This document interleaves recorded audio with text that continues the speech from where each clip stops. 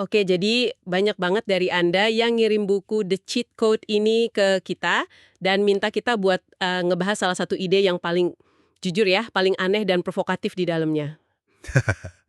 Iya, yang itu ya. Yang itu. Jadi ini dia pembahasan mendalamnya khusus buat Anda. Kita bakal fokus ke satu bab, kode curang #12. Jangan pernah pelajari aturannya. Judul yang langsung bikin penasaran. Banget, waktu pertama kali baca itu reaksi saya langsung, tunggu, apa? Ini pasti salah.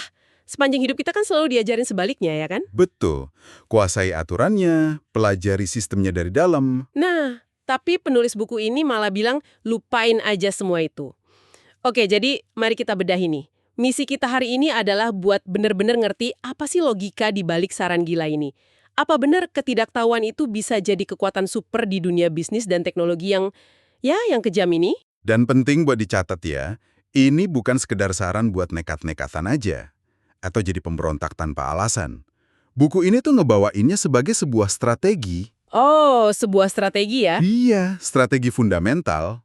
Ini bagian dari filosofi yang lebih gede lagi di buku ini, tentang gimana caranya jadi seorang pendobrak, seorang pionir sejati. Jadi nanti kita nggak cuma lihat apa yang dia saranin, tapi yang lebih penting, kenapa? Kenapanya itu ya? Betul, kita gali psikologi di baliknya. Kenapa ini bisa efektif, dan apa artinya ini buat Anda yang mungkin lagi ngerintis sesuatu, yang merasa kayak pemain baru di game yang udah dikuasai raksasa. Oke. Nah, buat mulai, penulisnya ini pakai sebuah analogi yang kuat banget. Yang langsung nempel di kepala saya. Dia ngajak kita ngebayangin sebuah meja poker. Ah, yang ini. Iya. Di ruangan remang-remang, penuh asap gitu. Di sekeliling meja itu duduk para veteran. Anda bisa bayangin lah ya, ada yang pakai topi koboi, yang lain pakai kacamata hitam pada malam-malam. Hahaha, mungkin ada yang pakai tuxedo sambil ngaduk martini. Bisa jadi, intinya mereka ini profesional banget. Mereka bukan cuma tahu aturan, tapi mereka udah nyatu sama permainan itu. Mereka udah hafal semua probabilitas, bisa baca setiap kedutan kecil di wajah lawan. Tiap taruhan yang ragu-ragu mereka tahu artinya. Permainan ini tuh, ya wilayah kekuasaan mereka. Tepat. Dan disinilah argumen utamanya muncul.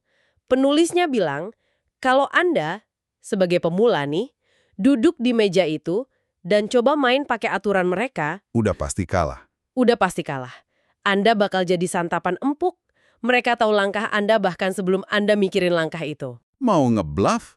Mereka udah lihat trik itu 1000 kali. Punya kartu bagus, mereka juga tahu cara mancingnya. Betul, peluangnya itu bukan cuma kecil tapi nyaris no. Tapi terus, penulisnya ngasih pertanyaan yang ngubah segalanya. Siapa orang yang paling menakutkan di meja itu? Dan jawabannya ini yang menarik banget kan? Bukan pemain yang chipnya paling banyak. Bukan. Bukan juga juara dunia yang baru datang. Bukan. Menurut buku ini, orang yang paling ditakuti, yang paling bikin para veteran itu keringat dingin, adalah orang yang sama sekali nggak tahu cara main poker. Itu dia. Dia duduk, dapat kartu, terus ngelakuin hal-hal yang sama sekali nggak masuk akal menurut kitab suci poker. Mungkin dia naikin taruhan gede-gedean padahal kartunya jelek, atau malah fold pas kartunya bagus karena dia nggak ngerti. Persis, dia bawa kekacauan murni ke sebuah sistem yang sangat teratur. Tiba-tiba semua pengetahuan, semua pengalaman para veteran itu jadi nggak guna. Jadi lumpuh. Gimana coba cara baca orang yang gerakannya nggak ada polanya sama sekali? Nggak bisa kan? Tindakannya nggak didasari logika permainan yang mereka kuasai. Orang ini dengan ketidaktahuannya itu udah ngerusak seluruh permainan. Yang menarik di sini tuh analisis psikologisnya. Kekuatan para veteran itu kan datangnya dari prediktabilitas. Mereka jago ngenalin pola. Oke. Pas pola itu hilang, ya kekuatan mereka juga hilang. Pemain baru ini bukan cuma nggak bisa dibaca, dia ngubah fundamental permainannya. Dia maksa para veteran buat keluar dari zona nyaman mereka. Jadi senjatanya itu ketidakpastian. Tepat, ketidakpastian. Tindakannya bisa dibilang gila, bisa dibilang bahaya, atau kayak yang disiratkan penulisnya, bisa jadi itu adalah masa depan. Ini gambaran sempurna dari disrupsi. Bukan mainin gamenya lebih baik, tapi ngubah gamenya itu sendiri. Oke, analogi yang luar biasa. Sekarang, ayo kita tarik ini dari meja poker ke dunia nyata Anda. Apa artinya ini semua waktu Anda megang proposal bisnis, bukan kartu? Nah, Penulisnya nyamain dunia bisnis, terutama startup dan teknologi, sama permainan poker berisiko tinggi ini. Para veteran itu ya, para investor modal ventura, para eksekutif senior. Orang-orang yang rasa udah dengar semuanya. Mereka duduk di ruang rapat, bukan meja poker, dan mereka udah lihat ribuan ide kayak punya Anda. Dan sama kayak pemain poker veteran. Mereka ini bikin sistem dan aturan sendiri, seringnya nggak tertulis. Betul, buat bikin hidup mereka lebih gampang. Mereka punya format presentasi yang mereka suka, metrik-metrik tertentu yang harus ada, jargon-jargon bisnis yang pengen mereka dengar. Apa total addressable market-nya? Gimana skalabilitas model bisnis Anda? Nah, itu dia. Sistem ini, kata penulisnya, ada bukan buat bantu Anda, tapi buat bantu mereka nyortir ribuan proposal dengan cepat. Sistemnya dirancang buat efisiensi dan keseragaman. Nah, ini dia masalahnya. Kalau sistemnya dirancang buat seragam, gimana caranya Anda bisa nonjol? Kalau Anda ikutin semua aturan mereka, ya presentasi Anda bakal kelihatan dan kedengaran sama persis kayak ratusan lainnya. Jadi, pemain lain yang gampang ditebak. Betul, disinilah kode curang itu masuk. Jangan main pakai aturan mereka, bahkan jangan buang waktu buat pelajarin aturannya.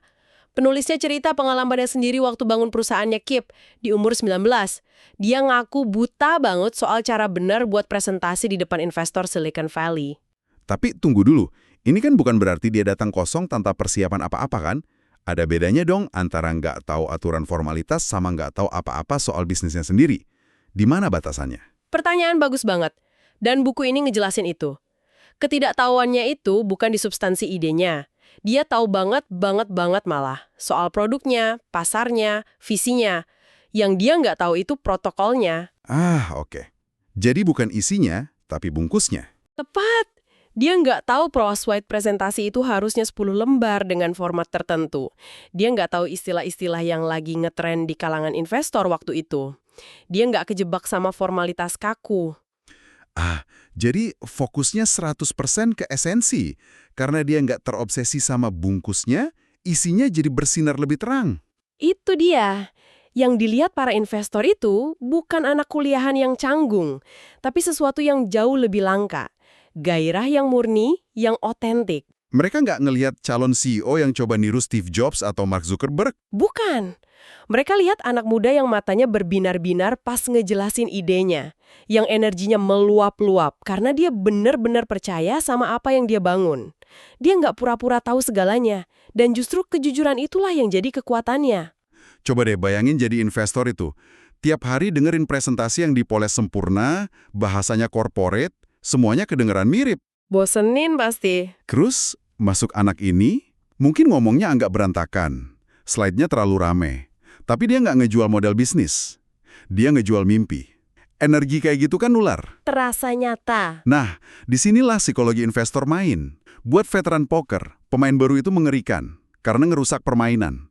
Tapi buat investor veteran, sosok kayak gini justru menggetarkan. Menggetarkan ya? Kenapa? Karena yang mereka cari itu sebenarnya bukan proposal yang sempurna. Mereka cari anomali. Mereka cari sinyal adanya sesuatu yang baru yang berpotensi ubah paradigma. Oh. Keaslian dan semangat yang mentah itu sinyal terkuat.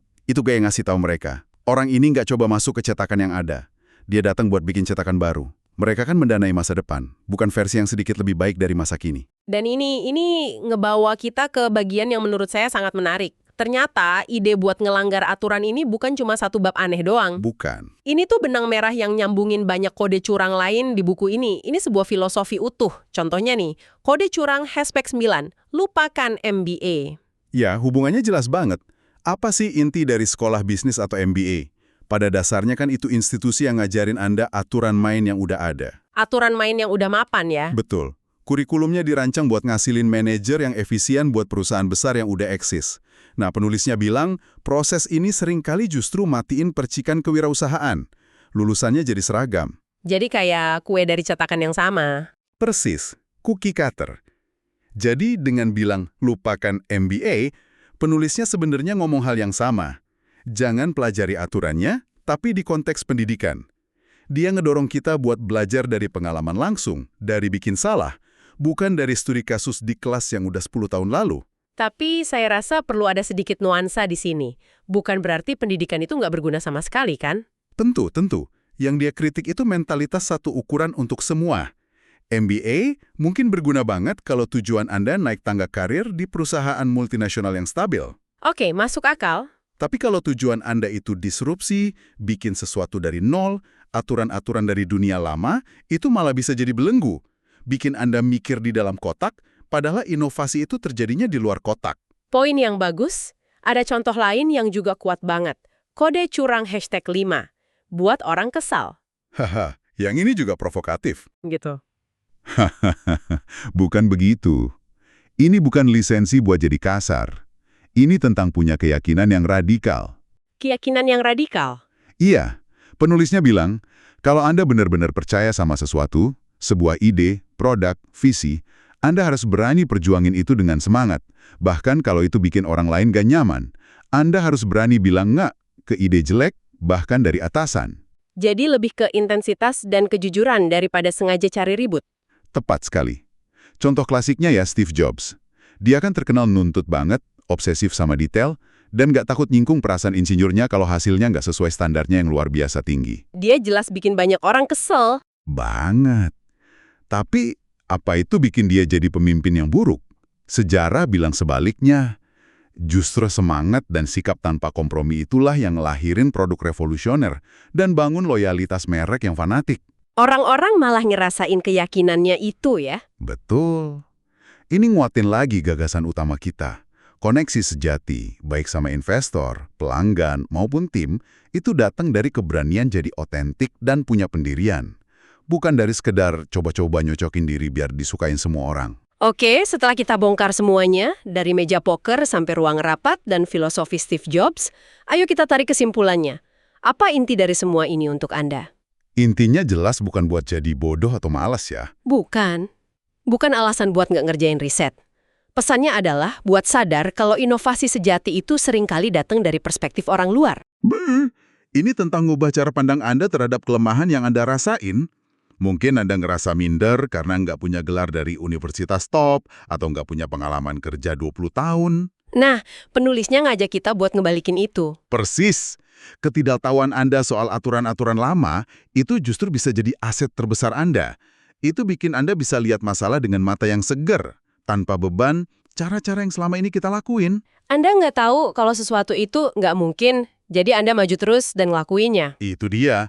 Jadi ini strategi yang berisiko tinggi, tapi imbalannya juga tinggi. Ini nakutin buat mereka yang udah nyaman di puncak, para veteran itu. Tapi ini sangat menggetarkan buat siapapun yang mau bikin masa depan. Pada akhirnya, kekuatan sejati menurut buku ini ada di kejujuran. Jujur buat nggak pura-pura tahu aturan yang emang Anda nggak tahu. Biarkan keaslian ide dan semangat Anda yang bicara. Itulah yang bakal bikin Anda jadi pemain yang nggak terdua. Yang paling ditakuti sekaligus paling dicari di meja permainan. Karena pada akhirnya, investor nggak berinvestasi di rencana bisnis yang sempurna. Mereka investasi di orang-orang yang mereka yakini bisa mengubah dunia. Dan orang-orang itu hampir nggak pernah main sesuai aturan yang ada. Ini ngebawa kita ke sebuah pemikiran akhir buat Anda renungin. Sebuah pertanyaan yang muncul dari semua diskusi kita ini. Penulis kan ngomong panjang lebar soal pentingnya nggak pelajarin aturan waktu Anda baru mulai, waktu Anda jadi si anak 19 tahun itu. Tapi ayo kita putar waktu ke depan. Apa yang terjadi setelah Anda berhasil, setelah Anda menangin permainannya, setelah bertahun-tahun Anda sendiri yang sekarang jadi veteran di meja itu? Pertanyaannya, gimana caranya Anda biar nggak tanpa sadar malah nyiptain aturan-aturan kaku Anda sendiri, aturan yang pada akhirnya harus didobrak lagi sama anak umur 19 tahun berikutnya yang datang dengan semangat yang sama kayak Anda dulu. Gimana caranya biar Anda tetap jadi pendobrak, bahkan waktu Anda udah jadi penguasa?